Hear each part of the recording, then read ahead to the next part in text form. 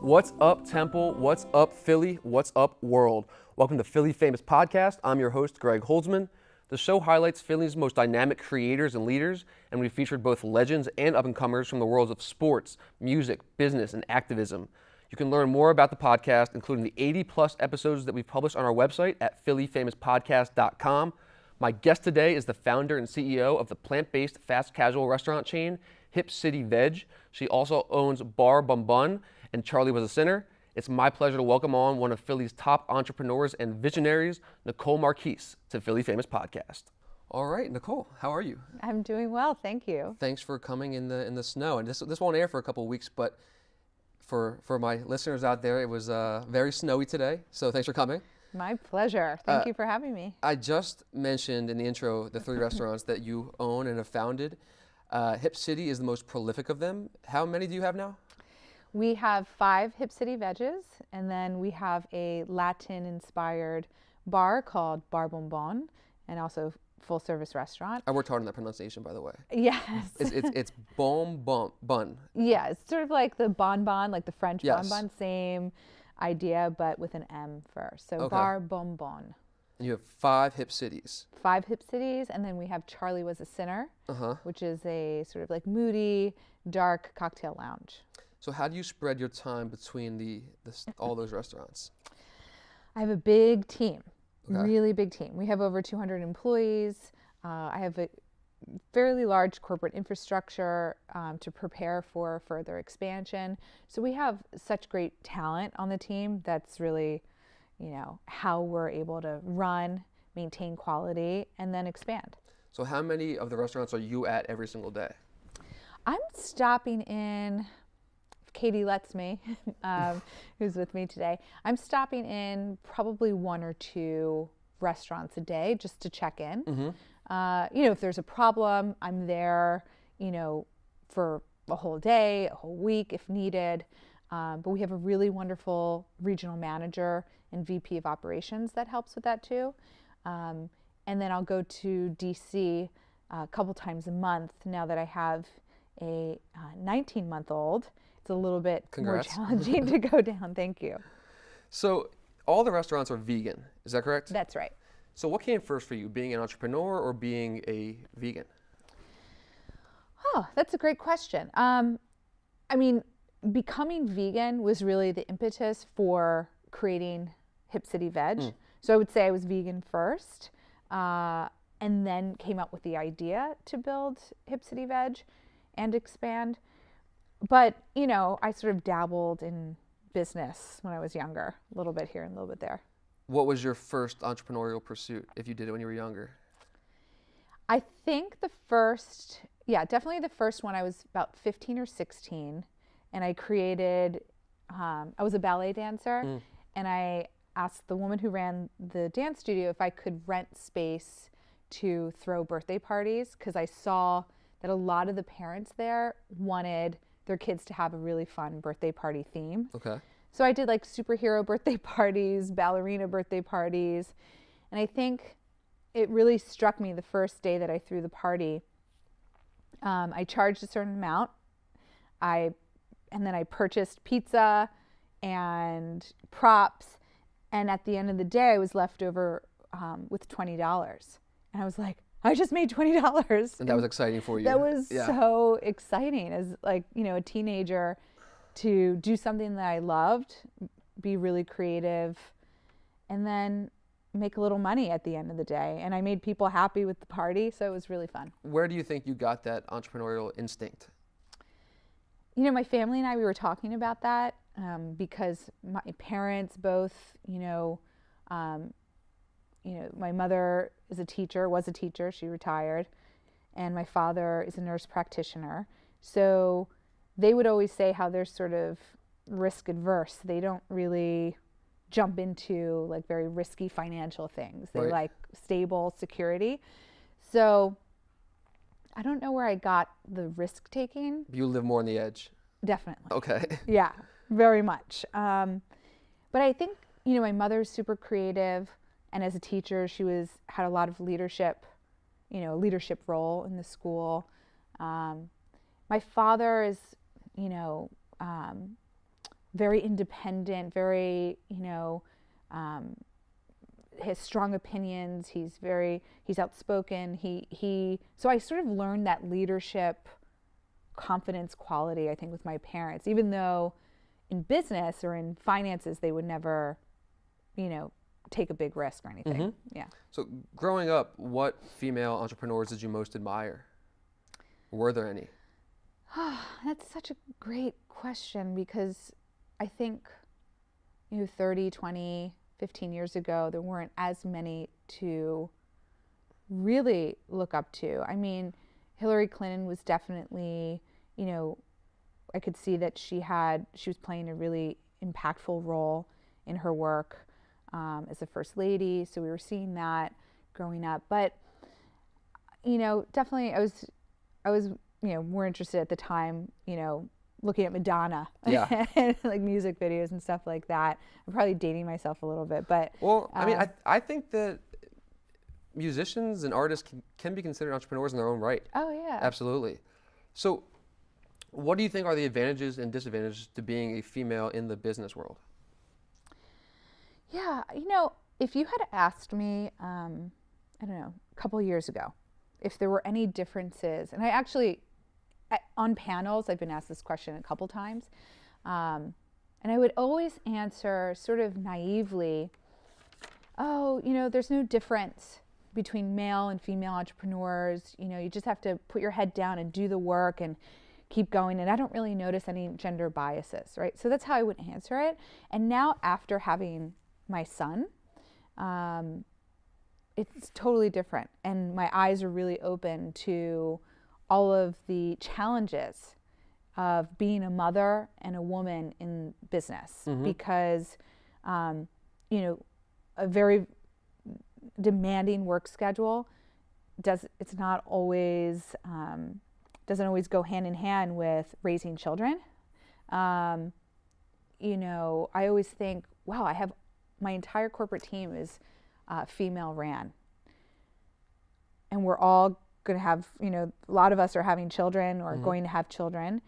How do we lean into our careers, continue to be ambitious and work hard, and still have time to be really great mothers at the same time? And a lot of that has to do with, our partnership and how supportive our partners are. But I think a lot of it has to do with how businesses and corporations are structured, being more accessible and more giving to especially females who are raising children. So everything's really changed for me, and I'm looking at it in a different way.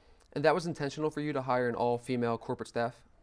No, and it's kind of, I misspoke. My CFO is male, uh-huh. and then my regional manager is also a guy. So there are a few guys. I have some diversity on the team, but it wasn't intentional. I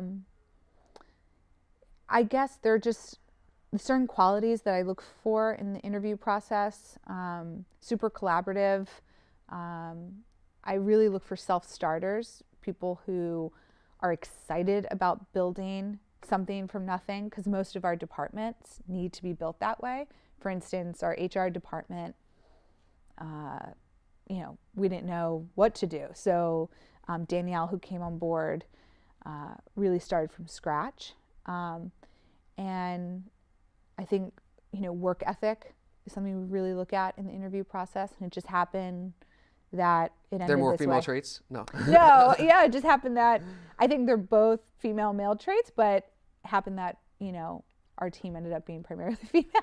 Did you ever have a welcome to the business moment, to the business world moment, where not like a rude awakening, but something happened where you're like, damn, like this is how the business world works, when you first started your entrepreneurial journey? Oh my God, every day. I feel like I have those moments. The difficulty in getting real estate it continues to be a challenge. Inspiring people to work hard towards a shared purpose has been eye-opening for me as a leader. How do I, this job is really difficult. We're, we're on top of 400-degree grills and fryers, and there's knives in the kitchen, and it's really busy, and everyone's hungry and want their food in 4 minutes, you know. So it's really demanding hard work in the restaurant. And how do I inspire someone who could really work anywhere in this industry, work with us, and see that we have a shared values and a mission? What is that shared mission? And has it always been the same since you've started in 2012? Yeah, it has. I mean, simply stated, we want to bring plant-based food, delicious, convenient, and affordable to millions of people everywhere. I want to get to plant-based diets now. Yeah. So did you become a vegan because, like, for health reasons, or because you're this animal lover and all that? Yeah. Or both? Well, that's great. Yeah, it started out for health reasons. I read the China study by Dr. T. Colin Campbell and Eat to Live by Dr. Joel Fuhrman, and that really changed my life. You know, when I realized that what we eat can absolutely turn on and off cancer cells, animal protein specifically can activate cancer cells and cancer growth within our body. That I read that and thought, how doesn't everyone know this? You know, why aren't we all talking about plant-based foods as a means for wellness and healthy bodies? And so I continued to research and found so much more information about the benefits of plant-based eating. And so that opened the door for me. But as I researched more and more, I began to realize that it's more than just about our health, and it's really about the health of the environment that we live in and also other living beings. And now, you know, I have a deep desire to end animal suffering, which is, you know, the reason to keep doing this day in and day out.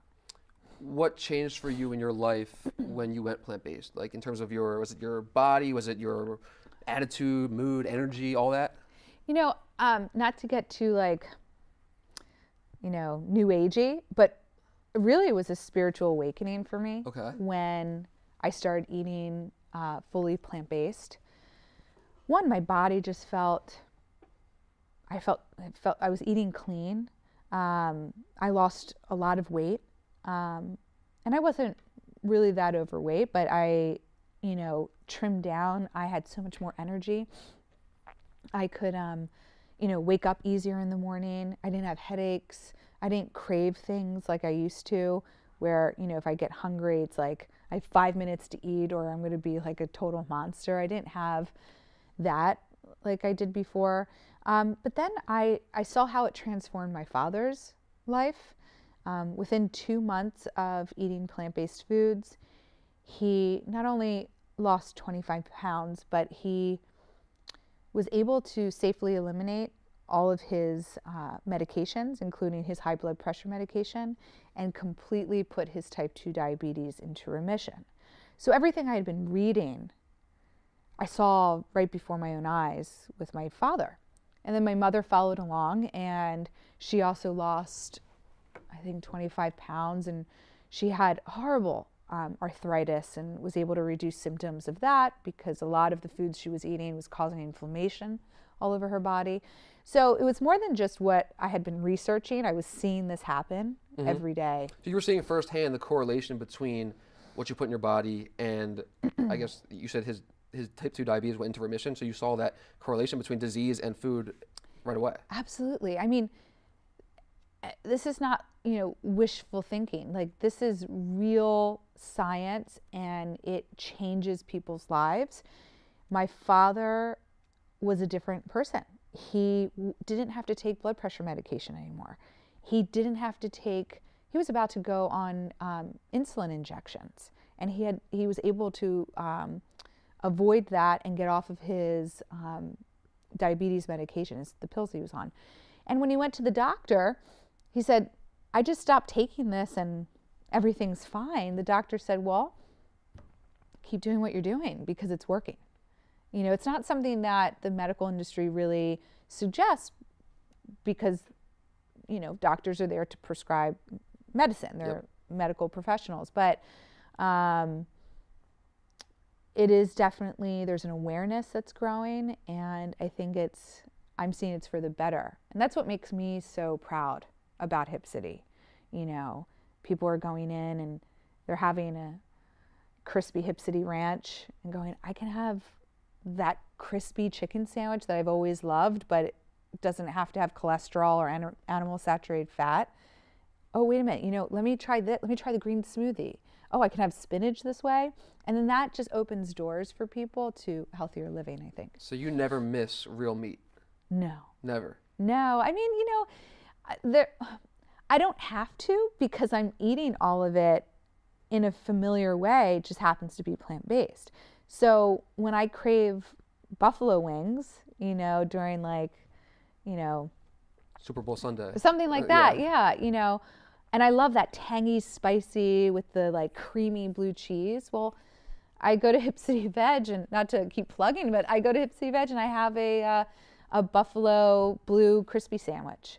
You know, if I want to indulge that way, we just put on a new burger that's like super juicy and meaty with crispy onions and a tangy barbecue sauce. And, you know, I'm like, I just looked at my VP, Michelle, my VP of operations, and we were eating this, and I was like, I might be biased, but like, why do we need anything else? Like, why do we need a different kind of a cow burger if we can have something just as satisfying through plants? So was the experience with your father the trigger that led you to start Hip City? Yeah. Well, you know, I've read the China study, and that really changed my life. But seeing how it transformed my family's health was the real impetus for it. Why the name HipCityVeg? Oh, it took me years to figure out. I worked on it for 2 years, focus groups, and, you know, just writing down as many names as I could, you know, think of. At the end, I liked the rhythm of it. And I wanted to create a word that, by combining words, that became its own organism, its own meaning. And I'm hoping to do that with HipCityVeg. It's about the rhythm. Like HipCityVeg, the name sounds right to me. Also, I feel like a lot of hipsters are vegans, and that kind of fits a little bit. You know, that's right. I think it wasn't until after I named it HipCityVeg that people were telling me, oh, is it like about hipsters? And I thought, that wasn't my intention, right. But I love it, you know. So was there anything else like it in Philly at the time in 2012? No, there was not. No. But what about all over the country? Are there other vegan fast casual type places? Oh yeah, totally. I mean, I think in California they're doing it. I think maybe in Chicago, 1 or 2, but nothing really on California. There's like a large scale fast casual that's vegan. I heard in Canada there's a really large one that's coming here soon. So I knew this was happening. I knew that in order to bring plant-based foods in an accessible way, I had to make it super convenient, and part of that is growth and being everywhere. Did you personally come up with the recipes for everything in Hip City? No, you know, I worked with really talented chefs who were consultants on the menu, and what I would do is like basically write out and describe the type of flavors that I wanted and the type of sandwich that I was looking for. So I said to a chef, okay, I want something like a Big Mac. You know I like the condiment that's on the Big Mac. I remember that when I used to eat. The special sauce. The special sauce, right? You know, let's try tempeh, smoked tempeh to see how that is. And then they would work on a special sauce and like build the sandwich together. We would do this back and forth for a couple months until we came up with the Ziggy burger. Okay. Well, I was telling you before the show, my favorite thing on the menu are the golden nugs and the cheesesteak. Is it healthy junk food, or is it healthy? Like what's the difference? Yeah. It feels like I'm eating junk food. Yeah, totally. I mean, it's very intentional that it feels super satisfying and indulgent. That's part of it. And that was intentional by me. You know, I don't really like health food stores. They're good if you want to get something, but I'm definitely not trying to do that. I think if we were a health food store, we definitely wouldn't have French fries. We wouldn't even have a fryer at all. I'm more about getting people to eat plant-based, and from there, they're on their own to figure out anything else about the plant-based world. And that, I think, is the key to attract more and more people towards this way of eating. So yes, having something feel like fast food, which we're really familiar with and always crave, is key. What do you tell people that are automatically turned off by the words either plant-based or vegan? Because I feel like some people, when they hear that, like, I don't eat vegan, like, that's not for me. Yeah.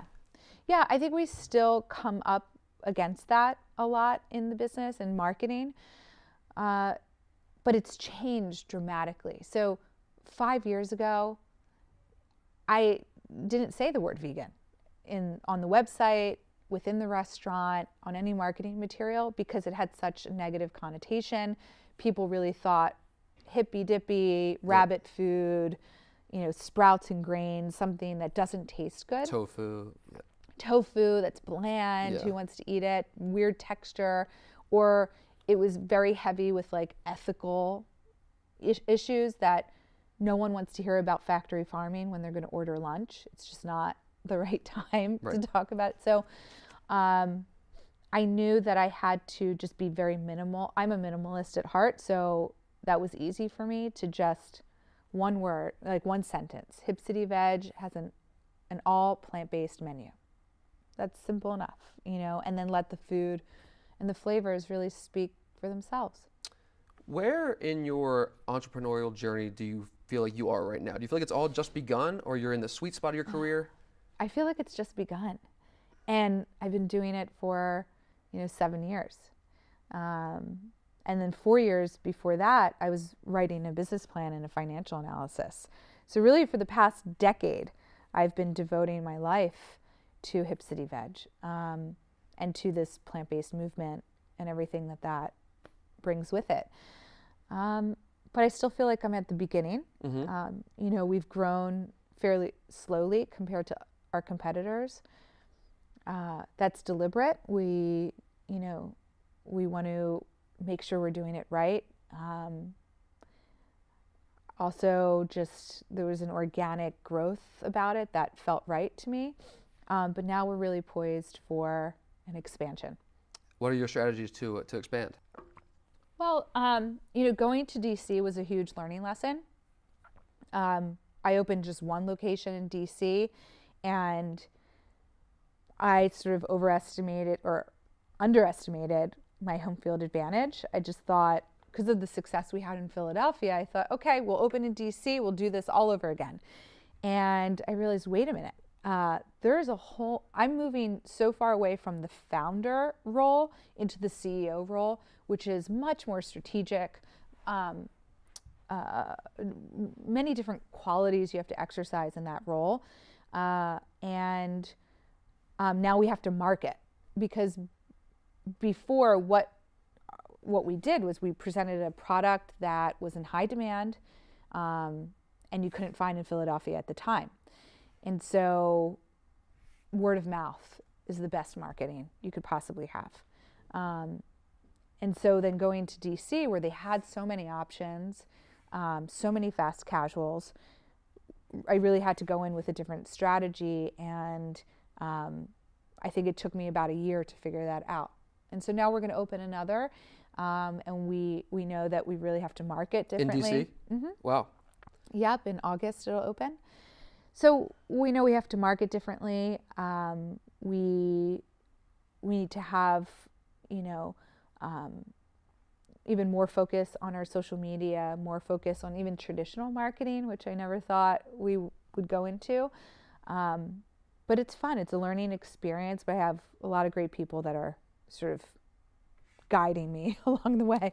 Can you explain your philosophy of, in this order, I think it's people, planet, profit. Is that the order? That's the order, yeah. Yeah. Can you explain that philosophy? Yeah, and that order is really specific. It's part of our business model, and so any decision we make really takes into account the triple bottom line, which I'm sure there are a lot of other sustainable companies that are using that. And people, planet, profit, whenever we make a decision, for example, we could decide to use styrofoam cups, but we have to think first, because that benefits the bottom line and would benefit profit, yeah, for sure. But first, in the order, we have to think, does that benefit the people that we're serving and the people that are working with us? No.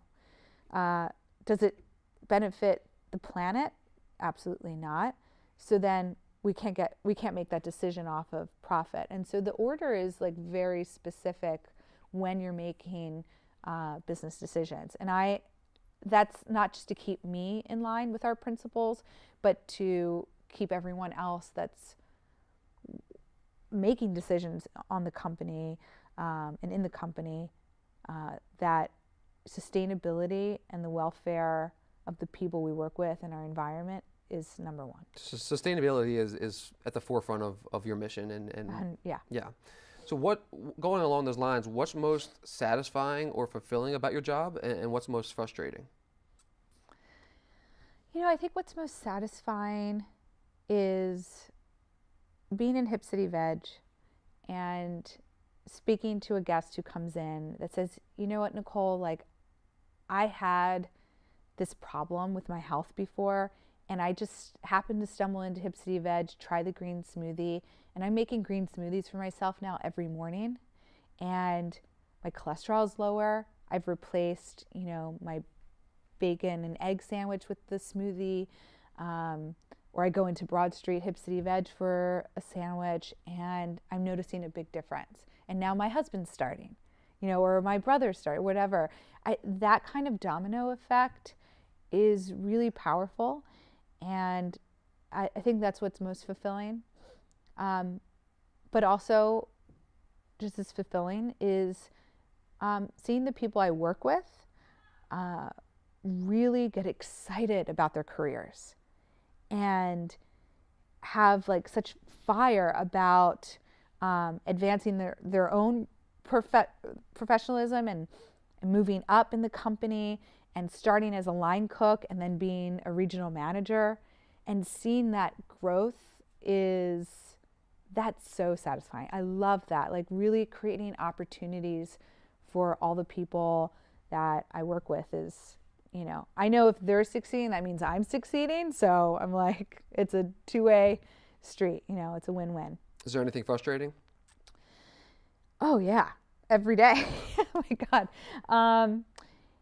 It's every aspect has a frustration, but that you have to be prepared for that if you're going to go into business.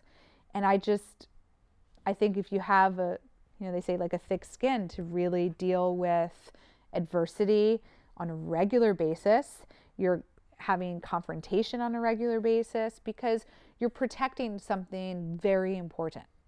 And in doing that, there are always moments where you have to defend what you're doing and whether it's protecting finances, protecting your employees, protecting the business itself, but also growth has inherent problems, and sometimes having very tough lessons that we have to learn from our mistakes. That's really frustrating.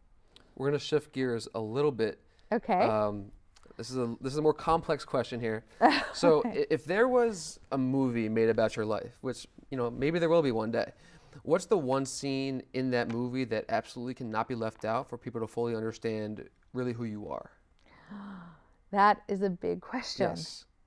Oh my goodness. That is really an awesome question, but very hard to answer because there's so many moments in my life that make up who I am. Mm-hmm. So this can be a period of time, or it can be one specific moment that you can think of. A period of time, I guess. I think when I was younger, in grade school, I don't know why, but I always felt a need to defend or help people that just needed it. I wasn't like, I was a very rebellious, rambunctious kid as well, but I do remember, always stepping into things like to help defend, and that was very important to me. Like if kids were bullied? Yes, Yeah, actually, yeah. There was helping the oppressed and... You know what? Now just thinking of it, like not to get too personal, but I do remember like this kid was getting bullied in middle school, and there were like guys around him like bullying him, and I literally like jumped in. I was like, no, and like jumped in front of him to help him dodge a bullet or something. I don't know. It was really dramatic, but that's sort of, I don't know. And I think that has everything to do with the work that I'm doing now. I think if we see something that we don't think is right, we should work. We have a responsibility because we have so much, so many advantages sitting here today. We have so many advantages, you and I. So we have to do whatever we can to make the world a little bit better if we can, So in a weird way, you're doing the same thing, but for animals now. You're stepping in and saying, no, we're not going to kill any more animals. Yes. Yeah. Yes, and I'm so glad that you're asking these questions because I rarely talk about it.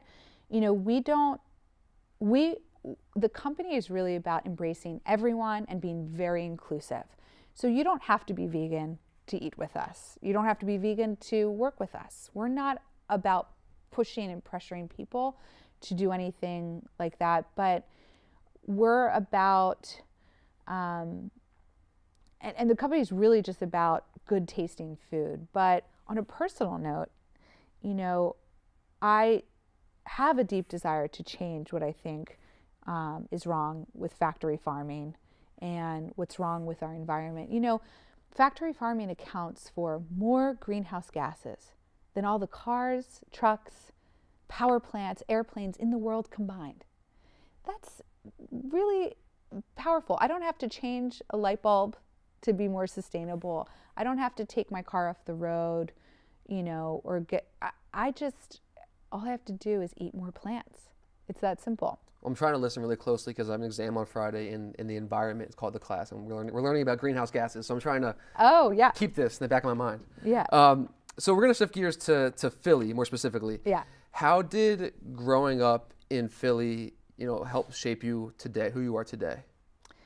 Oh, yeah, born and raised in Philly. I think in so many ways it's shaped me in a really positive way. I love Philadelphia, so I could do a commercial about Philly. That's how much I really believe in this city and what we have to offer. I think first, super diverse city. I grew up in a very diverse, cultured environment, and I think that's important in being an entrepreneur or creating anything. You really have to see things in many different ways.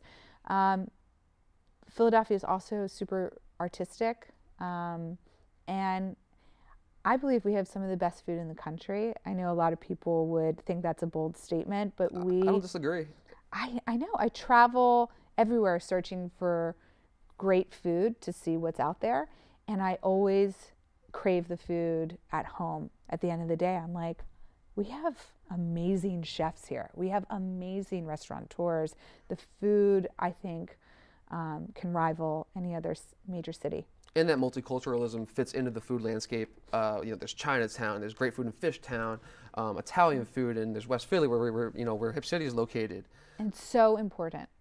Yeah. A diversity, multicultural environment is so important to, especially food.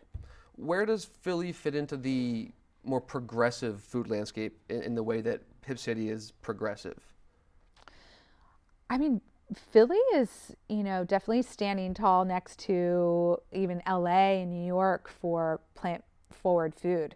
I'm really excited that we have, several vegan restaurants in the city, and we're helping to create that environment here. But I think on every menu, almost not every, but a lot of the menus, that I'm looking at or restaurants I'm going to on a regular basis, there are plant-based options on the menu. What well-known living or dead Philadelphian do you most admire and why? Oh, well-known living or dead Philadelphian do I most admire? Well, Benjamin Franklin was vegan. Really? He was first vegan, and he wrote about it in a journal, and then was vegetarian and talked about how he was eating tofu and kale, which was like really rare at that time. I didn't even know it existed. I didn't know tofu existed like as a dietary option at that time. Yeah, I mean, I don't know, but we read about that. Actually, on our menu, I have his bifocals as one of our icons because of that fun fact. And he did write that it was not so difficult to eat that way, but socially, it was a big challenge to stay vegan or to stay vegetarian. So my last question for my guests is usually their favorite place to get a cheesesteak in Philly, but I know that the vegan cheesesteak at HipCityVeg is right up there with a lot of people. I mean, in my opinion, it is. So Thank you. Before we wrap it up, do you want to kind of tell my audience where all the Hip Cities are located? Like, where do you recommend going? What do you recommend trying on the menu? Anything like that? Yeah, absolutely. I mean, the locations for HipCityVeg, we have 18th and Sansom in Rittenhouse Square, 40th and Walnut in University City, Broad Street between Sansom and Chestnut. DC, we have one in Chinatown and soon to open in South of DuPont Circle. And we'll also open 2 more this year in the suburbs, one in Ardmore in Suburban Square and one in Radnor. We also have a pop-up Hip City in the summers at Spruce Street Harbor. Yes. Yes, I've been. Yeah. And then Bar Bombón is 18th and Walnut, or technically 18th and Moravian, which is a little side alley. And Charlie Was a Sinner is at 13th and Sansom. For everyone 21 and older. Yes. Charlie Was a Sinner is a great option. All right, Nicole, I want to thank you so much. This was a lot of fun. I learned a lot about plant-based eating. I've actually dabbled in it a little bit. It's difficult, but I'm going to try a little harder. You're doing great. Every little bit counts. But no, thank you so much. And I appreciate you coming on the Philly Famous Podcast. Thank you so much. Yes, thank you. Thank you.